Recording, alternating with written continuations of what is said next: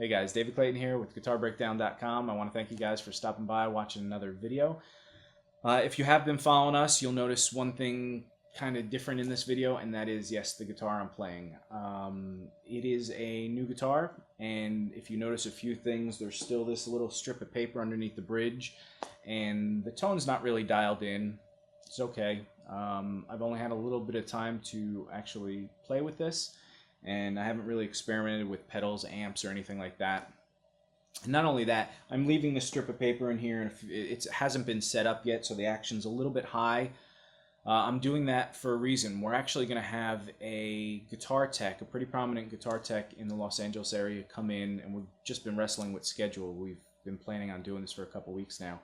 But he's going to come in, and he's going to start with this guitar, but we're going to do a whole bunch of things, a series of lessons on tech stuff with how to set up guitars when they come right out of the box at Guitar Center, like this one, or how to set up a guitar or change certain things on a guitar that might be, maybe it's a really cheapy guitar, but how to make a cheap guitar sound a little bit better and more playable. And then also all the way to the high-end guitars like my Sir or whatever, how to maybe make it play better with maybe experimenting with different pickups, or adjusting strings, and all the way down to the basics of changing strings. I mean, a lot of people don't really know how to change strings properly and how to wrap them up here with different tuning pegs, how to consider things like the nut space here, and just a bunch of different things. How changing each gauge string will change the intonation.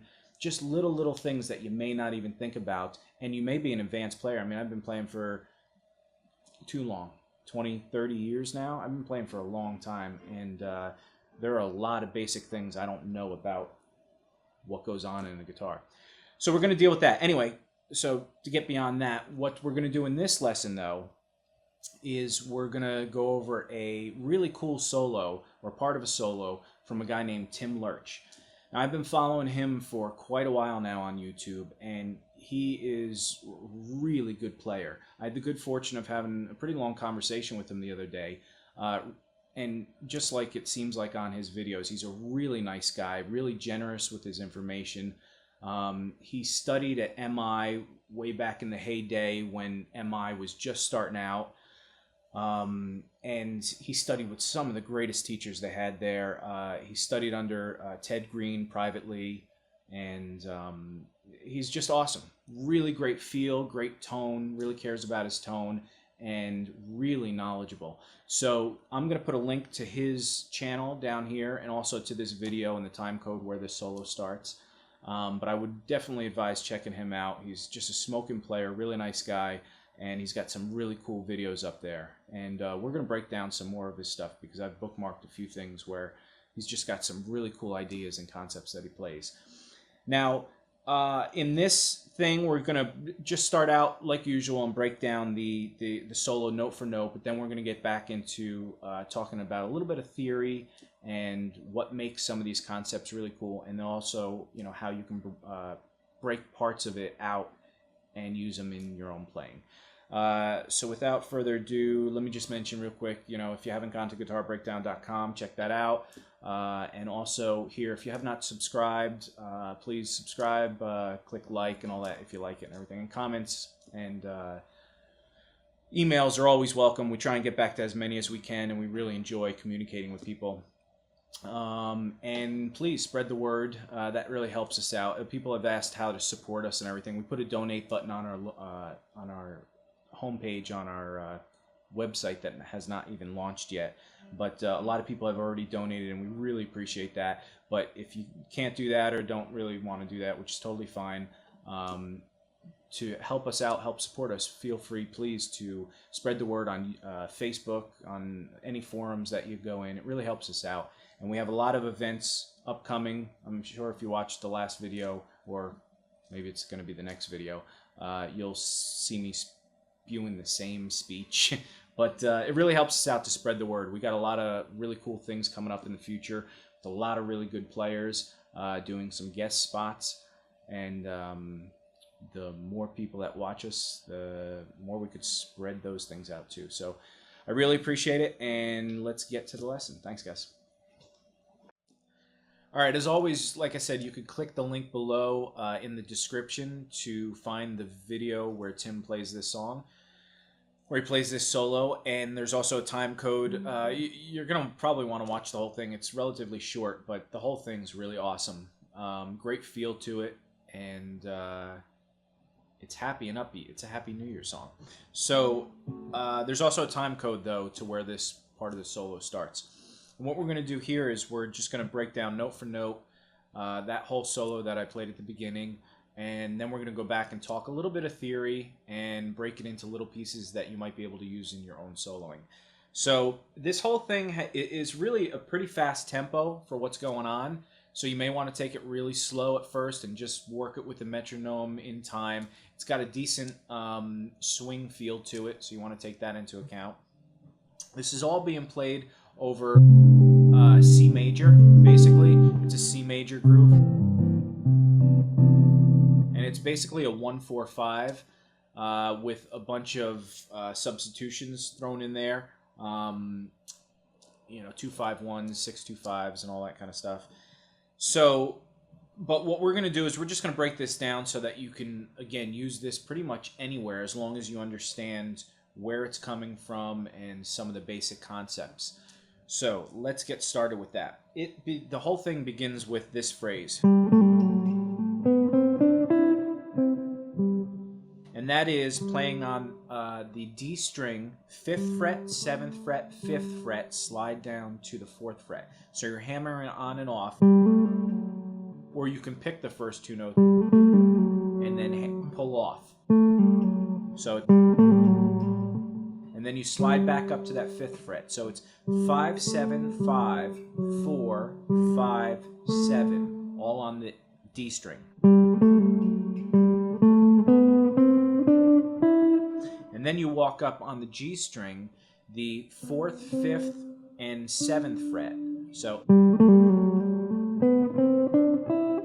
and then you land on that E note on the 5th fret of the B string. So, and then he introduces this arpeggio where he goes down on the 5th fret of the G string and the 5th fret of the D string. So, okay, so now he may not actually hit that note. That might be part of the chord in the background, but it sounds like he actually hits that last G note, 5th fret of the D string. But he may just be going. But I think he does. Then he goes to the next phrase. He lets it breathe there, and then he goes. Right? And that's pretty much the same phrase. So he's doing 5, 7, 5, 4, 5, 7 on the G string. So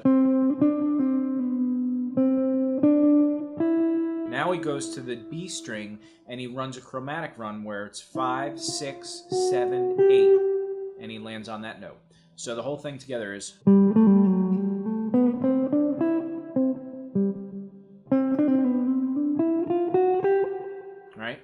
Now, if you notice, we'll talk a little theory now, or a little concept-y thing. If you notice, that's the same exact phrase. So the first phrase is, and he puts those notes in between, right? So, then the next one is, and then he lets it breathe where he doesn't put any notes in between. But it's the same exact thing, right? Then the next phrase, so that's repeating that phrase. Now the next phrase he goes to, he lets it rest for a second, then he goes, right, and then it goes on further. But that's a really cool call and response kind of thing. So the first one is,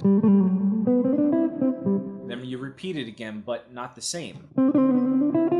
So you use different notes. And then instead of doing, that same phrase again higher up, he does a, so he was going up, and now he's going down. And it's like this, you do one thing, maybe you repeat it again, but slightly different, and then you do something opposite of that, where you're either going down instead of going up, or, that kind of thing.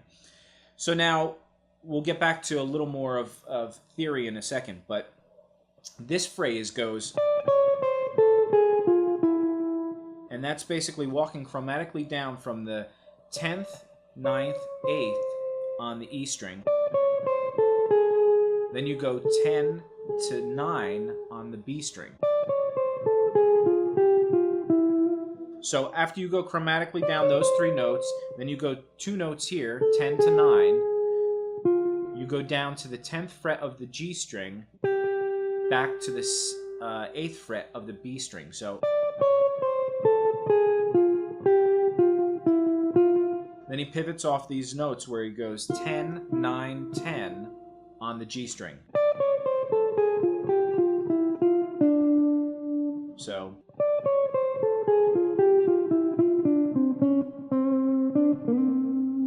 now right there, when he does this pivot thing, he goes back down from 10, 9, 10, back down to 7, all on the G string, to the 10th fret of the D string.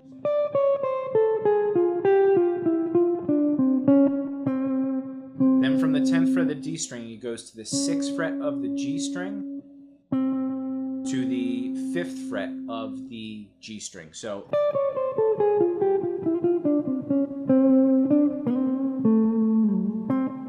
right there, after he goes down this whole thing, and he goes to the 5th fret of the G string, he plays the 7th fret of the G string.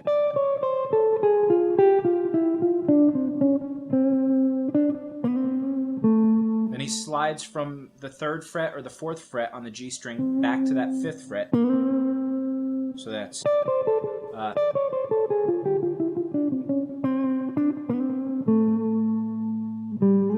then he goes to the 7th fret of the D string and slides to the 5th fret and back to the 7th fret. So that whole thing is.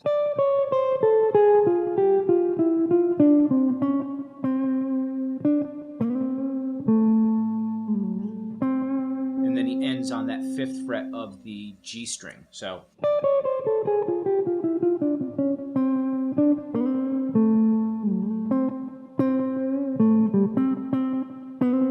Then he does this thing where he does this phrase, which is the 5th fret of the G string to the 7th fret and the 5th fret of the D string. So, and he hits that note twice, I think.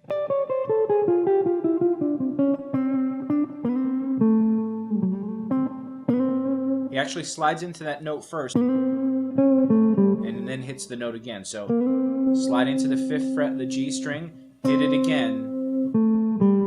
Then you go 7, 5 on the D string. So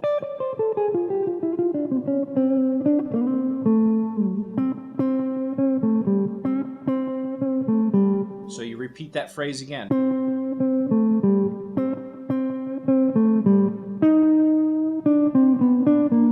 Then he bends this 6th fret up like a quarter tone. He never reaches that.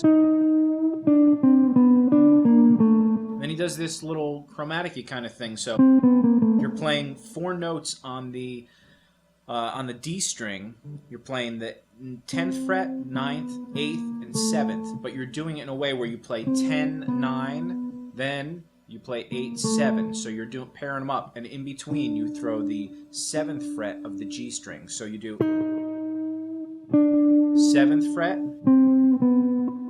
on the G string, then 10, 9 on the D string, back to that 7th fret of the G string, then to the 8, 7 on the D string. So that whole thing is. Then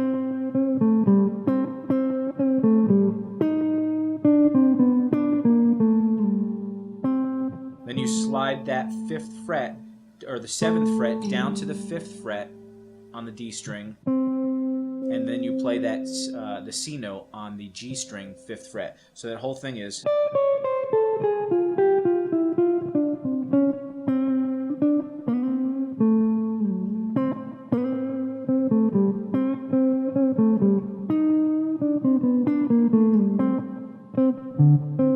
And then it plays these notes. He's playing the 5th fret on the G string back to the 5th fret of the A string. So you skip the D string, and then you go back up to that C note on the 5th fret of the G string. Right? And also this phrase here, when you're that 5th fret, you're kind of bending that note just a little bit, just to give it a little kind of bluesy taste. So.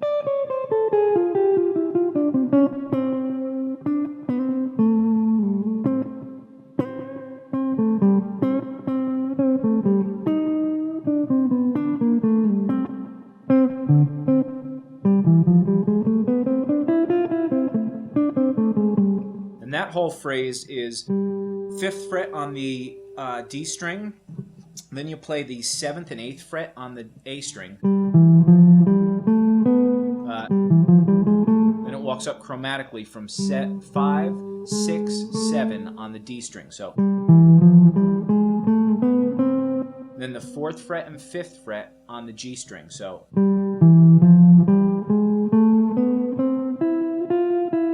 then you play the 5th and the 6th fret on the B string. Then you go down an arpeggio. 5th fret of the B string to the 5th fret of the G string to the 7th fret of the D string. Then you go 7th fret, 5th fret on the G string, then chromatically on the D string from 7, 6, 5. So that whole part there is right,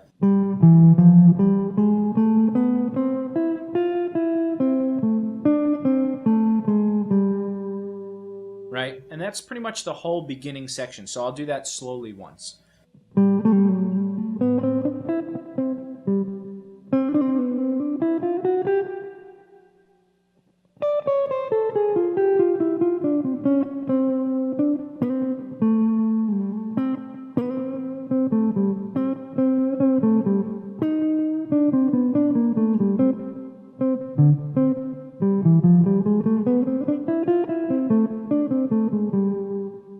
Right? Now it gets into that next section, and we'll dive into that in a second.